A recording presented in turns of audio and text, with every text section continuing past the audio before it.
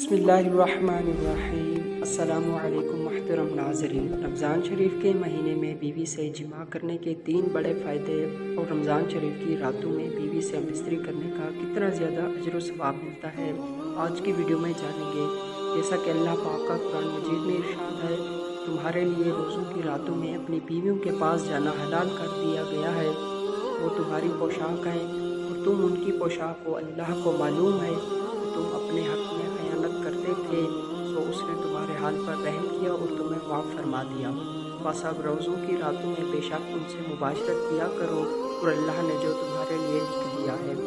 हमारे माशरे में एक सवाल ज़हनों में हमेशा रहता है कि रमज़ान शरीफ के महीने में बीवी से मिस्त्री करना कैसा है।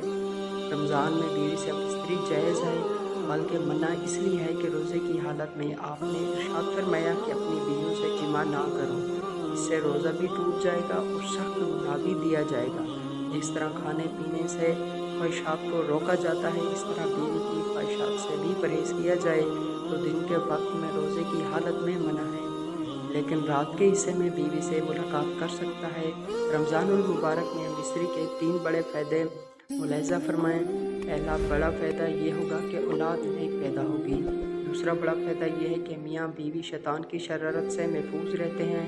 तीसरा बड़ा फ़ायदा ये है कि रमज़ान में मिस्त्री का सवाब 70 गुना ज़्यादा मिलता है। वीडियो पसंद आई हो तो चैनल को सब्सक्राइब करना ना भूलें। अपना बहुत ख्याल रखिएगा, दुआओं में याद रखिएगा। वस्सलाम।